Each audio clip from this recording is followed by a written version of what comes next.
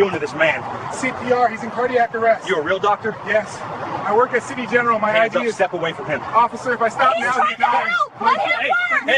Hey. Officer Gray Ewing had no idea what he just walked into.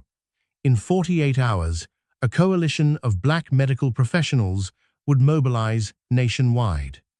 The Department of Justice would launch a federal probe. Ewing would face charges, carrying 83 years in federal prison. The quiet cardiologist on his knees had 20 years of flawless cardiac saves, pioneering innovations that revolutionized CPR protocols across continents, and his entire arrest was being recorded by witnesses who would not stay silent. Before we dive deeper into what happened next, if you are ready to see institutional racism taken down, like this video and drop a comment telling me where you're watching from. And if this is your first time here, hit that subscribe button right now, because you won't want to miss tomorrow's story of cops messing with the wrong people and finding out. But Officer Ewing had no idea who he just ordered away from a dying man. Dr. Jose Clark was 46 years old.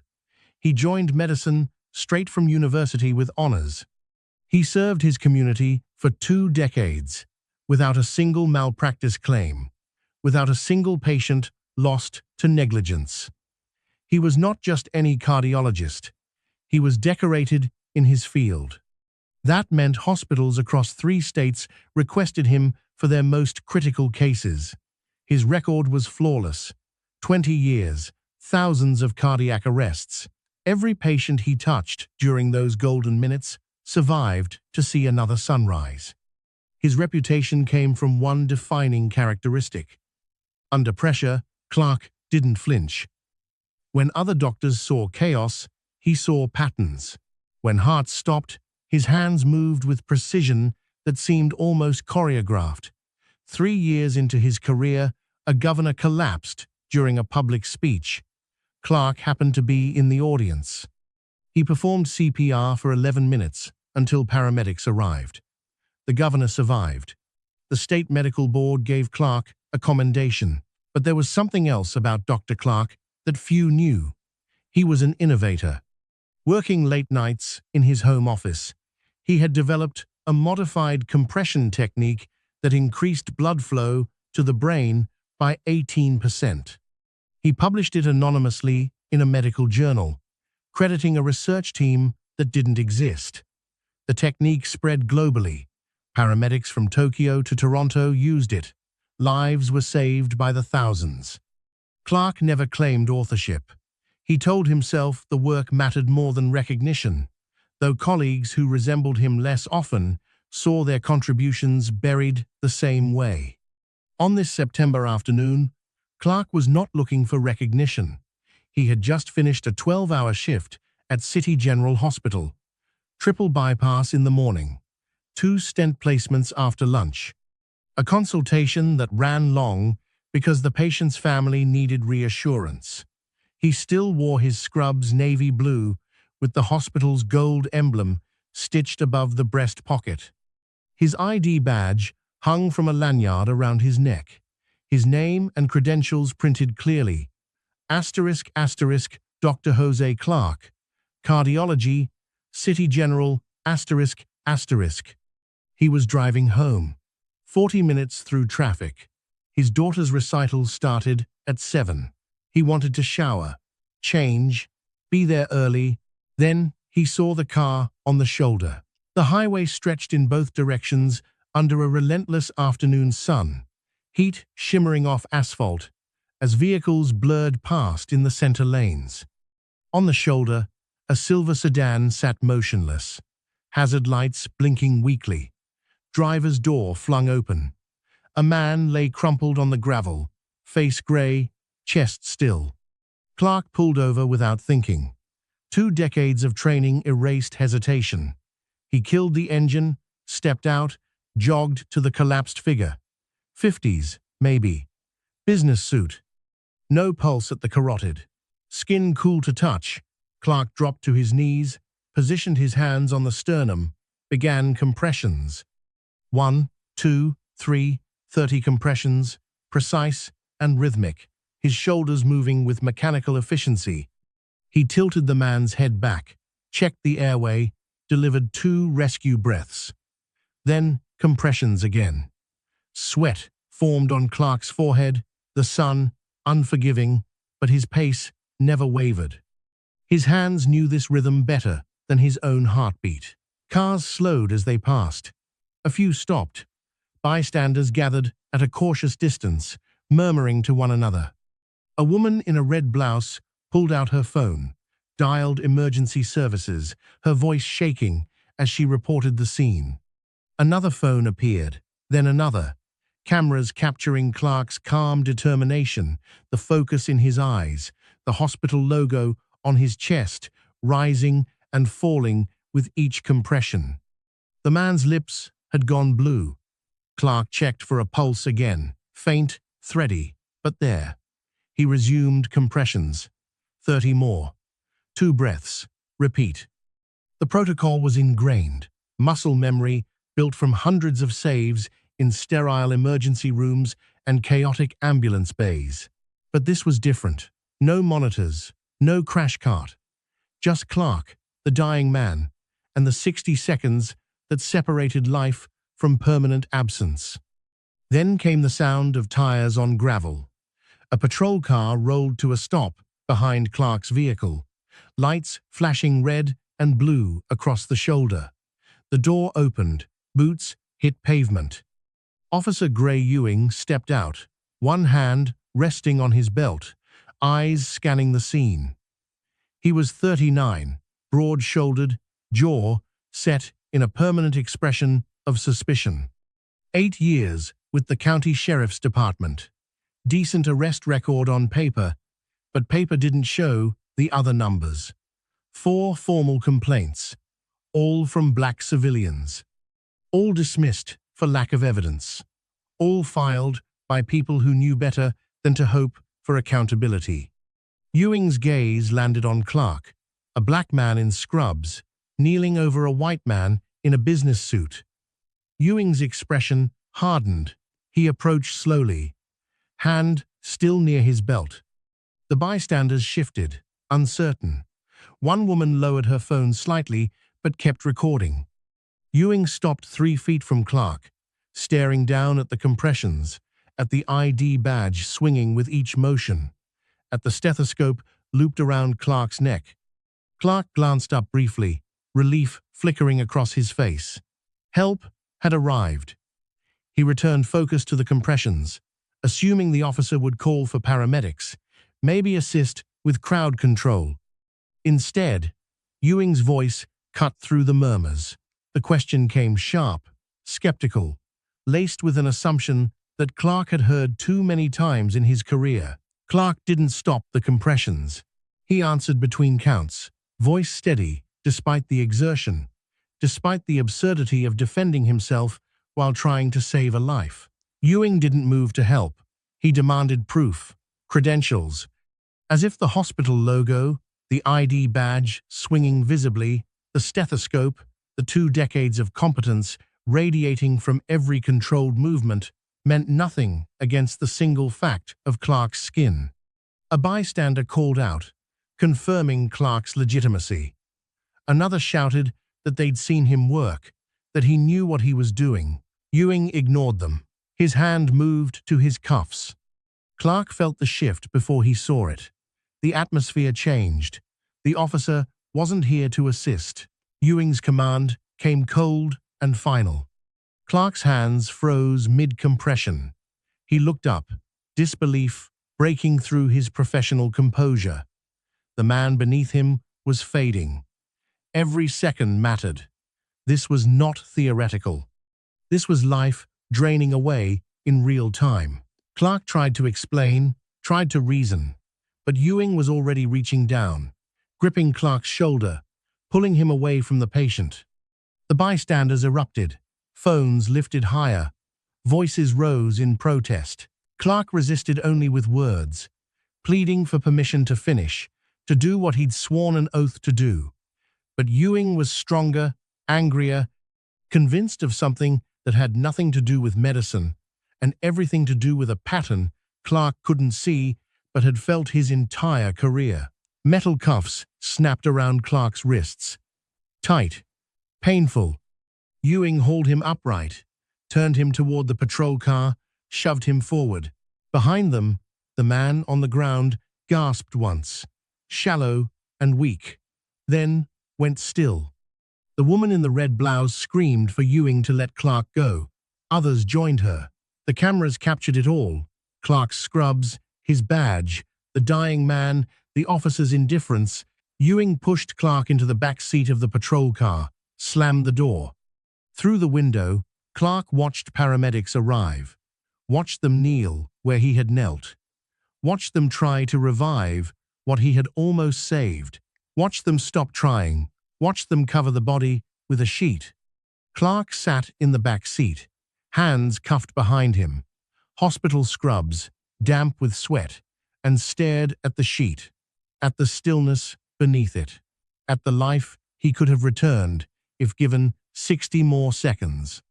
Ewing radioed dispatch, reporting an arrest, his voice flat, procedural, unbothered. At the station, another officer processed Clark's belongings: wallet, keys, stethoscope. When he scanned the ID badge, his expression changed. He pulled up Clark's credentials on the system. 20 years. Cardiology. City General. Spotless record. Commendations. Published research. The officer's face went pale. He looked at Clark, then at Ewing, then back at the screen. He called a supervisor. Within the hour, the mistake became undeniable. But the man on the highway shoulder was already dead. And the phones that recorded everything were already uploading. The footage appeared online within 90 minutes. First, on a local community page, a shaky vertical video, 42 seconds long, showing Clark's hands moving in perfect compression rhythm. Then Ewing's arrival, the confrontation, the arrest. The caption read, ***, doctor arrested while saving a life. This is what bias looks like. ***. Within 3 hours, the video migrated to larger platforms: Twitter, Facebook, Instagram. Each share multiplied the audience. By nightfall, it had been viewed 600,000 times. By midnight, 3.2 million. The comments section ignited. Medical professionals recognized the technique immediately. Clark's form was textbook, his composure extraordinary. They shared the video with colleagues, with professional organizations, with anyone who understood what it meant to have life-saving work interrupted by suspicion. Dr. Renee Dalton saw the video at 11 p.m. She was a trauma surgeon in Philadelphia, part of the National Coalition of Black Physicians, a network formed precisely for moments like this. She didn't hesitate. She texted 5 colleagues. They texted 10 more. Within 2 hours, 47 physicians across 12 states knew Clark's name and what had happened to him. By dawn, the coalition had mobilized a response team, legal counsel, media liaisons, a public statement condemning the arrest and demanding accountability. They contacted the hospital where Clark worked, ensuring his position remained protected. They reached out to civil rights organizations, many of which had already begun drafting their own condemnations. The American Medical Association issued a statement by 9 a.m. The interruption of emergency medical care based on racial bias is unconscionable and unacceptable. We stand with Dr. Clark and demand a full investigation. Outside the county sheriff's office, a crowd began to gather. 50 people at first, then 100. Medical students in white coats, nurses holding signs. Community members who had heard Ewing's name before whispered in warnings, shared in stories about stops that felt wrong, detentions that lasted too long, questions that had nothing to do with law and everything to do with skin. The protest remained peaceful but insistent. News vans arrived. Cameras captured the signs. Asterisk, asterisk. Let doctors save lives. Asterisk, asterisk. Asterisk, asterisk. Bias kills. Asterisk, asterisk, asterisk. Justice for Dr. Clark. Asterisk, asterisk. Inside the station, investigators were already pulling files. Ewing's record looked clean on the surface. 8 years. Decent arrest numbers, few use-of-force incidents, but complaints told a different story. 4 formal grievances. All from black individuals. All alleging stops without cause, detentions without justification, treatment that felt personal. A black pastor pulled over for 45 minutes because his church van looked suspicious despite the church's name painted across the side. A college student, detained at a park while reading, accused of matching a description that didn't exist. A business owner, questioned for acting suspicious outside his own store. A store he'd owned for 12 years. And now, a cardiologist, arrested mid-CPR. A man dying because bias convinced an officer that credentials didn't matter if the hands holding them were black. The pattern was undeniable. By the third day, the Department of Justice opened a civil rights investigation. Federal agents requested all records related to Ewing's stops, his training, his complaints. They interviewed witnesses from the highway. They obtained the full footage from every phone that had recorded the arrest.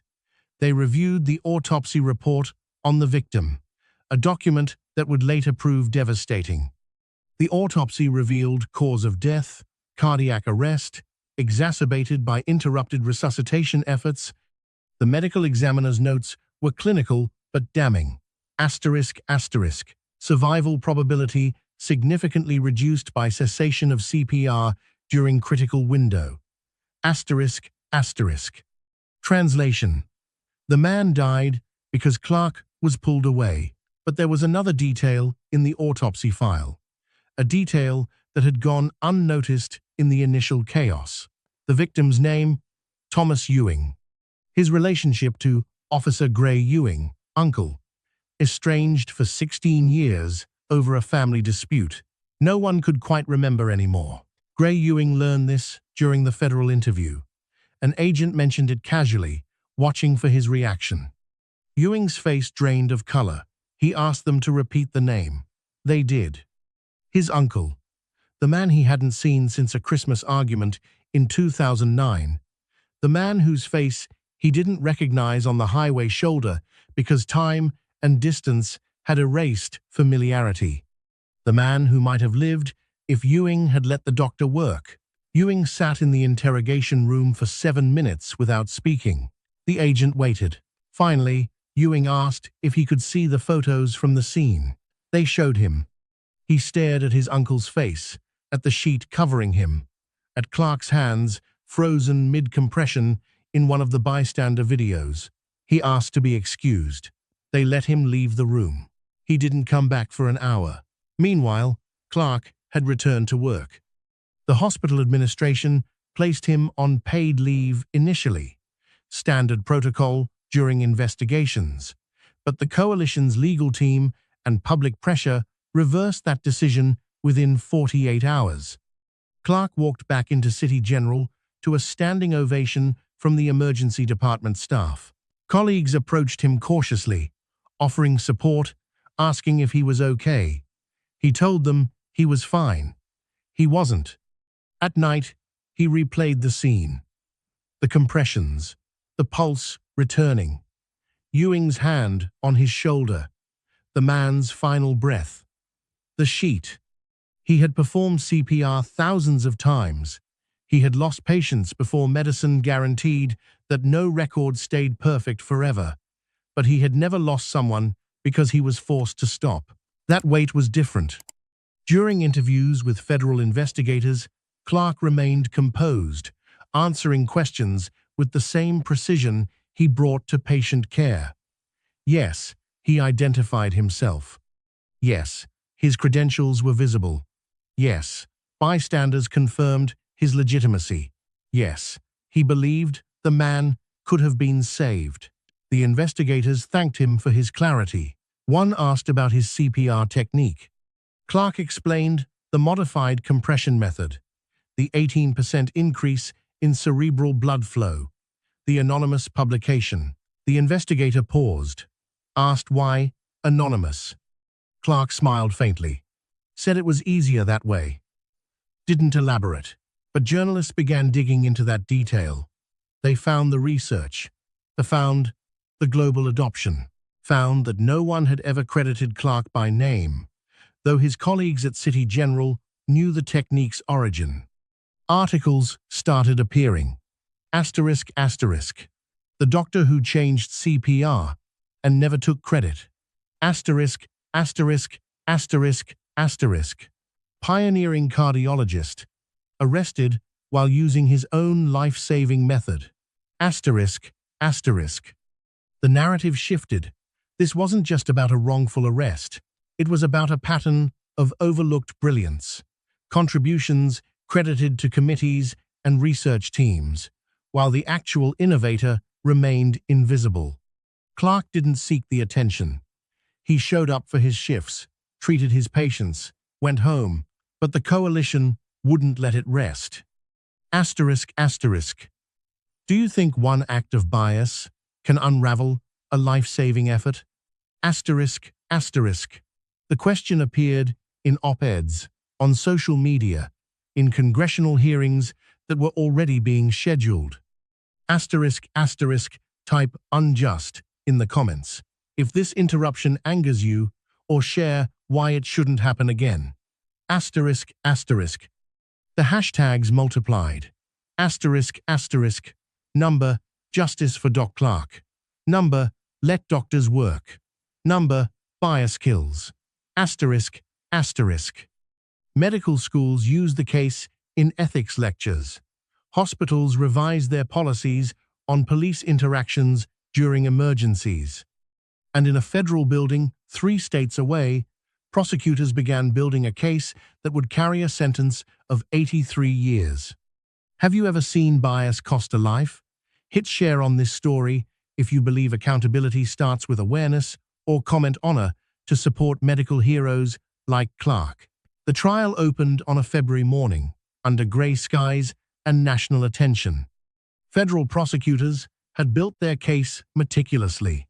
6 charges: assault during the performance of medical duties, deprivation of civil rights under color of law, involuntary manslaughter, hate crime enhancements based on Ewing's documented pattern, official misconduct, and obstruction of emergency medical services.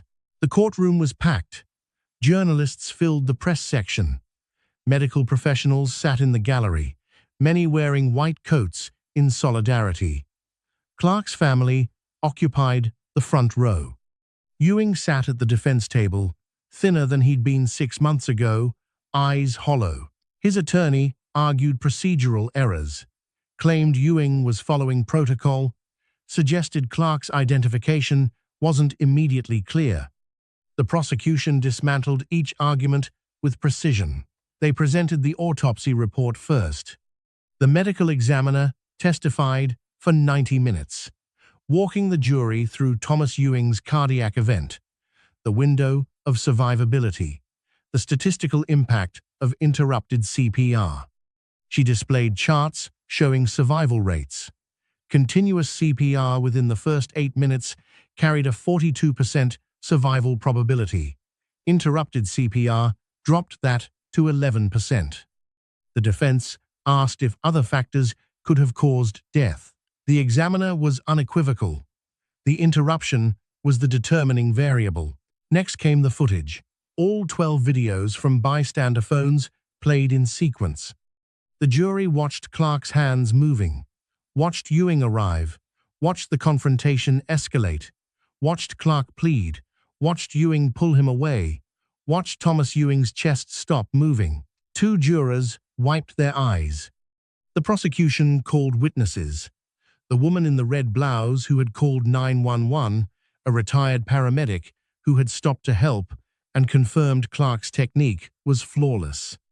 A cardiologist from Johns Hopkins who explained that Clark's modified compression method, the one he'd developed anonymously, was now taught in medical schools worldwide and had saved an estimated 4,000 lives annually since its publication. The defense tried to redirect, asking if the technique's effectiveness was proven. The Johns Hopkins doctor looked at the defense attorney with barely concealed contempt. Asterisk, asterisk, it's the gold standard. Dr. Clark wrote it. Asterisk, asterisk. Then came the revelation that silenced the courtroom. The prosecution called Thomas Ewing's daughter to the stand. She testified about her father's life, his business, his health history. Then the prosecutor asked about family. She mentioned an estranged brother, Gray Ewing. They hadn't spoken in 16 years. The prosecutor asked if she'd been informed that Officer Gray Ewing was the one who arrested Dr. Clark. She said yes. Asked how that made her feel. Her voice broke. Asterisk, asterisk. My father died because my uncle couldn't see past his own bias. A doctor was trying to save him, and my uncle stopped it. And he never even knew. Asterisk, asterisk. Ewing's head dropped. His attorney requested a recess. The judge allowed 15 minutes. When they reconvened, the defense presented character witnesses, fellow officers, who testified that Ewing was professional, dedicated, but under cross-examination, the prosecution revealed that 3 of those officers had also been subjects of complaints, none sustained, all involving black civilians. The pattern was irrefutable. Clark testified on the 4th day. He walked to the stand in a dark suit, composed as ever, and answered every question with quiet precision. Yes, he identified himself. Yes, he was trained. Yes, he believed Thomas Ewing could have survived. The defense attorney asked if Clark was certain. Clark looked at the jury. Asterisk, asterisk. I've performed CPR over 2,000 times in my career. I know when a heart can be restarted. His could have been. I had him. Then I was stopped. Asterisk, asterisk. The defense had no further questions. Closing arguments lasted 3 hours. The prosecution built a narrative of bias, negligence, and preventable death. The defense argued tragic mistake, not malice. The jury deliberated for 6 hours, guilty on all counts. Ewing showed no reaction. His attorney requested an appeal. The judge denied bail pending sentencing. Sentencing came 4 weeks later. The judge, a woman in her 60s with 3 decades on the bench, read from prepared remarks.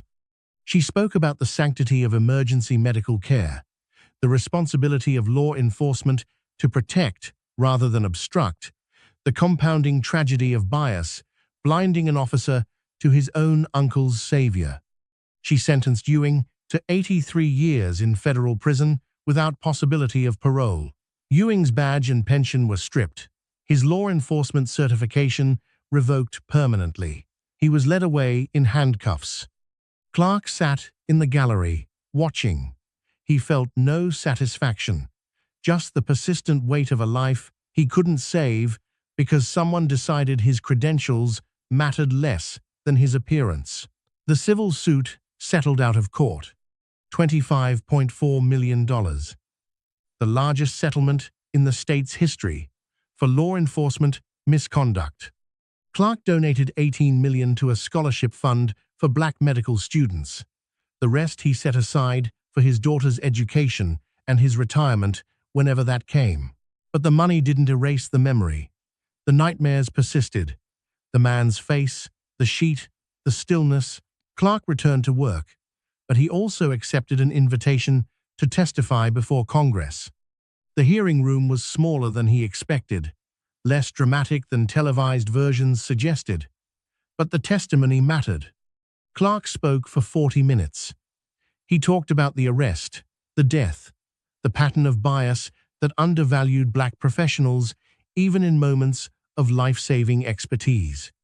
He talked about the innovations he'd developed anonymously because claiming credit felt impossible in a field that constantly questioned his legitimacy despite 2 decades of flawless work. He paused, looked at the panel of lawmakers, and said something that would be quoted in every major outlet by evening. The worst part wasn't being arrested. It was knowing that my work that saves thousands has been credited to others my entire career, because people like Officer Ewing decide who deserves recognition before even asking our names. The room went silent. 3 months later, new federal guidelines emerged. The Emergency Medical Professional Protection Act mandated that law enforcement defer to credentialed medical personnel during active medical emergencies unless clear evidence of fraud existed. Interference carried federal penalties. Separately, the Cardiologist Protection Act established legal protections for medical professionals performing emergency care in public spaces, shielding them from arrest or detention unless explicitly engaged in criminal activity unrelated to their medical duties. Clark's name appeared in both bills. He didn't attend the signing ceremony. He was at City General, performing a triple bypass on a 16-year-old with a congenital defect. The surgery took 11 hours. The patient survived. Clark went home, ate a quiet dinner with his daughter, and slept without nightmares for the first time in 8 months. The viral videos never stopped circulating. They became teaching tools in medical schools, law enforcement academies, civil rights courses. Hashtags evolved into movements. **number. Let doctors work. **, grew into a broader campaign for police accountability in medical emergencies. Clark's coalition of black medical professionals expanded, now 30,000 members strong across 42 countries, advocating for recognition, protection, and equity in healthcare. 3 years later, the hospital where Clark worked renamed its emergency cardiac wing in his honor. He attended the unveiling reluctantly, standing beside the plaque that read, **the doctor. Jose Clark Center for Emergency Cardiovascular Care, **. A reporter asked how it felt. Clark shrugged. It feels like people finally saw what was always there. He paused. I just wish they'd seen it before someone died.